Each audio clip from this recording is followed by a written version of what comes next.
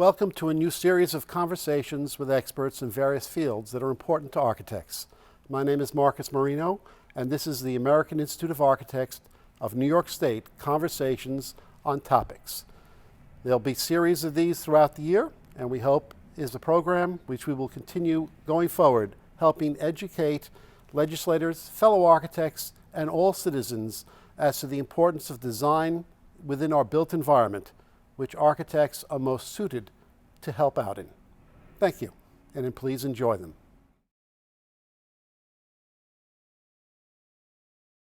Welcome to a discussion about green architecture, what it is and why it's important. This is a discussion brought to you by the American Institute of Architects of New York State. I'd like to introduce our participants in our discussion. We have Michael Finney, AIA Principal at Finney Design Group, lead accredited professional with over 22 years in architectural design and construction observation services, being a leader and pioneer in the green design movement since the mid-1990s. Mike has been the team leader on many environmentally sensitive buildings, including the first certified green building in New York State, the first certified green building in Adirondack Park, and the first certified healthy house in northeastern United States. We also have Nicholas Rekovic. Is that good pronunciation? Rekovic, thank you. PhD, AIA, is an assistant professor at the University at Buffalo. His research investigates the intersection of energy efficiency, renewable energy, and adaptation to climate change. And last but not least, we have Jennifer Preston, a senior associate at BKSK Architects, where she leads the development of sustainable architectural solutions, fostering wellness as design director for sustainable projects and the BKSK Lab. Her priority is a cooperative process. She integrates research with practice, infusing design with building science. She is also co-founder of the NYC Living Building Collaborative, where she facilitates a thoughtful and productive group focused on revealing the benefits of urban ecologies. And I'd like to start with Jennifer. Just give us an overview. What is green architecture so we can define it for the sake of this conversation?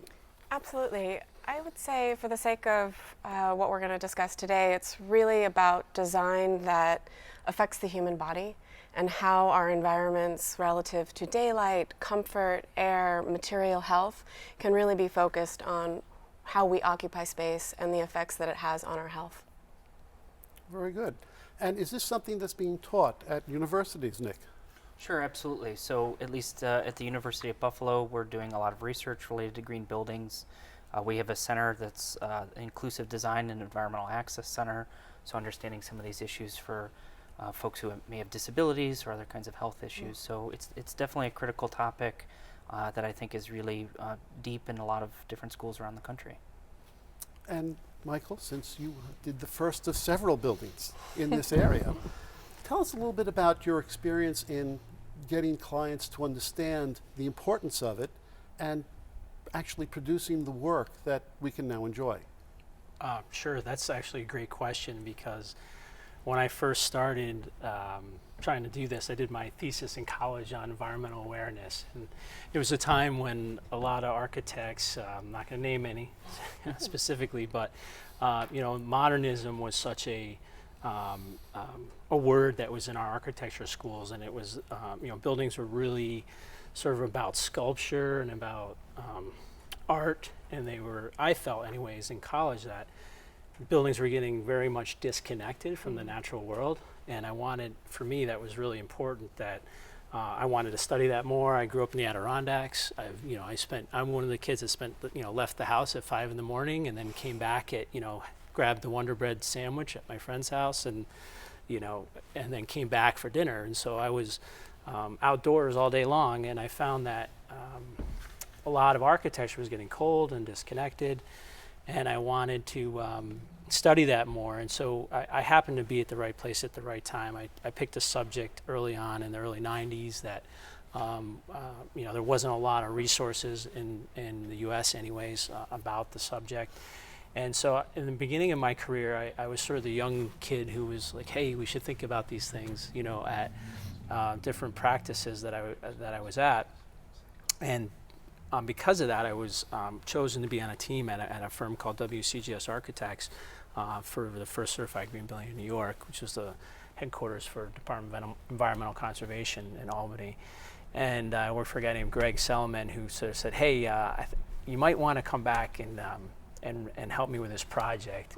The governor wants it to be a green building, and you're the only person I've heard talk about that knows what that is."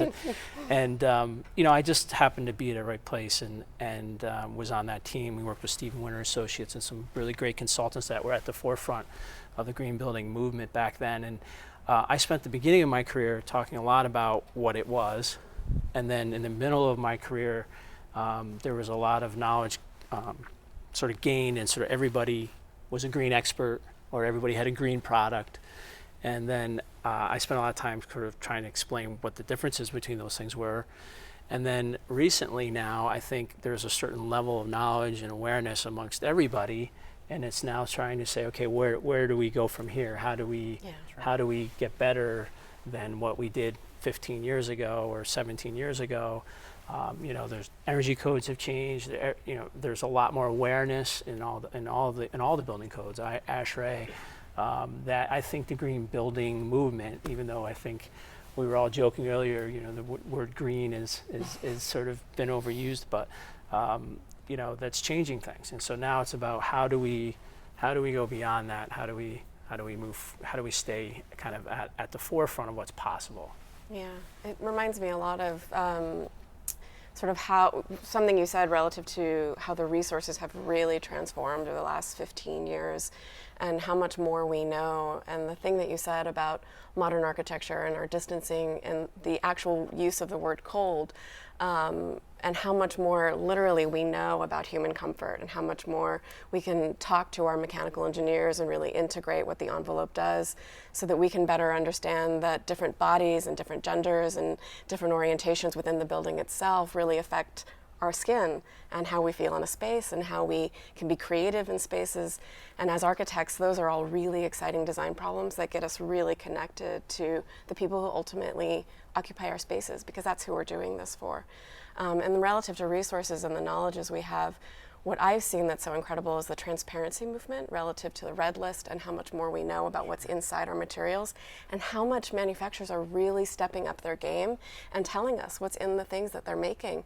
And so all of this innovation is happening between manufacturers and architects and designers, and we're able to demand that the products that we're specifying are healthy and really good for what we're doing in the world.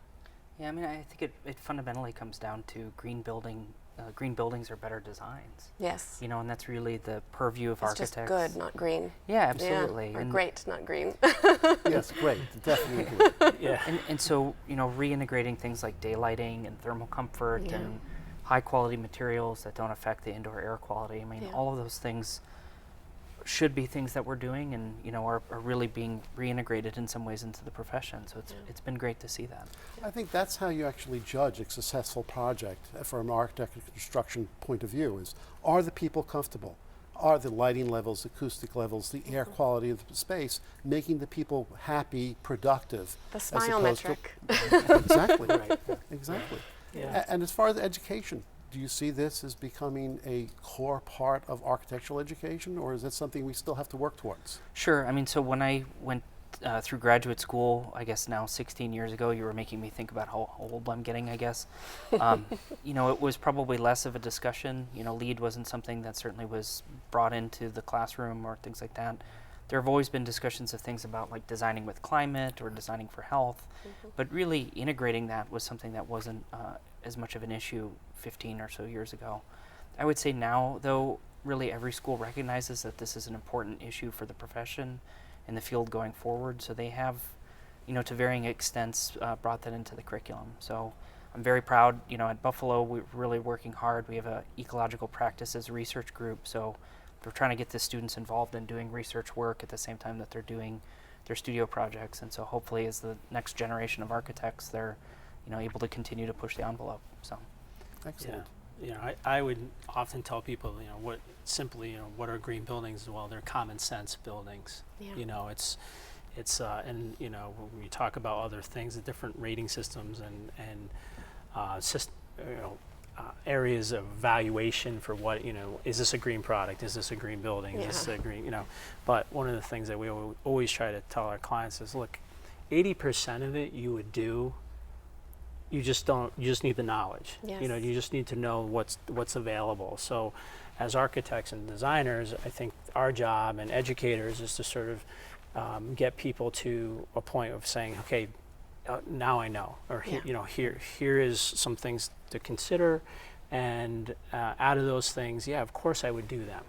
80% of them, I think, almost any human on the planet would say yes to. Would say yes. Of course. And it's that 20% where you get into the evaluation process of saying, okay, this is going to require some kind of investment. Yeah. And then our clients, it's just a matter of, we try to convince them, do this 80% because this really doesn't cost you more. It's just about making a choice. And this other 20%, let us help you evaluate what it means. Well, and I think to that point, though, too, a lot of these things like increasing daylight has been shown to improve productivity, Yes, right. improve test scores in schools, improving people's thermal comfort in buildings. Not only increases their comfort, but reduces absenteeism and some of these other issues. So, Right. Getting that research that links some of those important outcomes to what we want to do in buildings with green building has been important, and I think we really now see a lot of that evidence, and it helps to do these projects. The next wave, though, I think, is really making sure that all of our clients who are considering working on a building understand like all of these potential positive things that come out of green design and Right. green buildings. And it's great to work on a project where they bring that to you and they want that as part of the project rather than trying to incorporate it in. So hopefully we'll see more of that happening in the future. That's basically the reason for these series that we're starting here at New York State AIA. Jennifer, tell us something about the Living Building Collaborative, since you co-founded the New York City area one. Sure, absolutely, happy to. So the Living Building Collaborative is one of many, in New York City, is one of many collaboratives across the country. We're related to the International Living Futures Institute, which is based in Seattle, founded by Jason McClellan, and the Living Building Challenge, many of us are familiar with, which is a very aggressive rating system that asks for buildings to be entirely red list free. They use the precautionary principle, which is basically a list of components within building products that may have a harmful effect on the body. The collaborative in New York is specifically geared at looking at the urban scale and trying to understand how the Living Building Challenge could be scaled up within a dense urban environment like New York City. And we all know living in an urban environment has challenges of It getting does. natural light into buildings Yes. and fresh air. Yes. Tell us about the building you did in New York and how that was challenged to get accomplished. The DEC building, you mean? Yes. Well, I think, one of the things there is the leadership at New York State Office of General Services, who was essentially our tenant. The developer was Peacock Companies, but OGS, along with Department of Environmental Conservation, made a commitment for the first time that they would have no workspaces have hard walls. So even the commissioner and deputy commissioners, and even at the very highest levels, we're not going to have hard-walled private offices. So traditional office buildings at the time, sort of all the higher-ups get the windows with the hard walls all the way around, and then you sort of have this sea of office cubicles, and they can be pretty tough spaces to work in. And so one of the things that we did there's a dramatic amount of exterior glazing that goes around the building. There are no hard walls on the perimeter whatsoever. All the workstations are sort of designed at a level of privacy needed purely for acoustics. But you can pretty much stand at any place on the building footprint and see the outside or have access to daylight. We combine that with daylighting sensors so that we automatically could dim the amount of artificial lighting needed depending upon how sunny of a day it was. And so these were really basic concepts that 15, 16, 17 years ago were sort of considered groundbreaking. But now I think most people say, yeah, that makes sense. Again, back to the sort of the common sense thing of allow everybody to have access to views, allow everybody to have access to daylight. These are sort of basic human needs that, we spend 90% of our time indoors. As architects, it might be 96. A little more than that. I think, so we don't sleep that much. 104%. Yeah, so, I think that's true. So, our environments are really important, and I think that those were just some basic concepts that we did. Obviously, we looked at materials, where they came from, what were in them. Air quality was a big part of our analysis as well. Well, a recent survey came out and said 75% of architects consider the green movement, the greening of our buildings and our spaces very important. So that is encouraging. Yes. Yeah. How can we bring that message to the other 25%? Well, I think in a lot of ways it becomes an issue of competition. I mean, if you're not thinking about green design, I think you're starting to fall behind in the profession. So, either those folks will realize that this is an important thing to have a competitive advantage with other architects, or maybe they'll be phased out of the architectural profession in a way. But, on a positive side, I think, to go back to what we were talking about before, green buildings are better buildings. And I think as clients and as state agencies and folks, like the DEC sees that, it really starts to change how we think about the issue. And hopefully that's the thing that really moves the market forward, is just seeing these are great buildings, they're great, they're comfortable, they have great daylighting. That's what it takes to sell this as an idea. I love what you said about competition. I think it's a really effective motivator. I think we've seen market transformation using that technique, and it's been really successful. I would also say, in the field of architecture, we have this thing that's called standard of practice. And in my mind, this will be standard practice. And so everybody will have to sort of meet what we're working hard to pull people along. This will just become a baseline for the practice. I think it also helps that the metrics are beginning to come out, that green buildings actually getting better rents. So that certainly helps push the developers onto the team of green as well. In addition, people stick around longer too, so not just better rents, but real longevity in terms of tenant use. Which is very important to anyone who owns a building. But I think too, people always talk about this as either a top-down or bottom-up kind of issue, and it's actually top-down, middle-out, and bottom-up. It is. And you want to have clients from the bottom up coming to you and saying they want to have a green building. And you want to have the policymakers saying, we want to make this the policy to have the state do that. But then the role as professionals is to say, how do we engage with policy? How do we engage with our clients and make sure that these things are carried through on? And I think that's an exciting thing for the architectural profession right now. I know our students are really, really interested in these green issues, and they're coming out, they're looking for jobs and going to firms, so it brings a lot of energy with it. And they want to do meaningful work. Absolutely. Yeah. Well, and it's architects being really the professional best suited or best educated in the built environment. I feel it's our responsibility to help even educate the general public, so that bottom up doesn't just start with people who are building the buildings and the developers, but actually from the people who actually use the buildings, the apartment tenants, the office tenants, the visitors to department stores.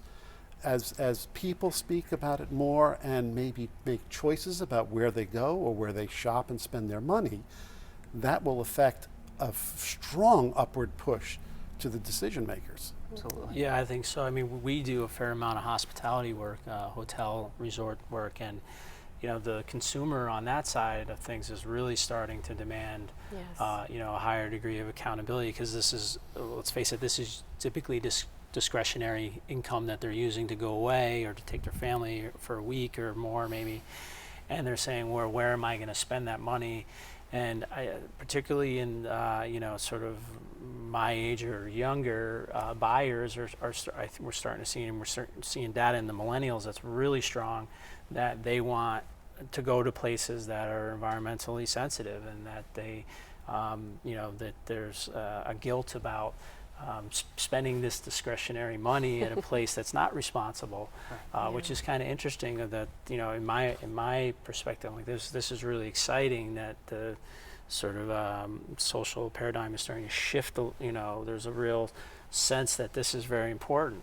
Yeah. I do think that there's still it's a bit polarizing though, because I think that there is still some kind of old school ideology of like, oh, that's, global warming's a myth. I mean, that's still being said, which is kind of crazy. But There'll always be the holdouts. yeah.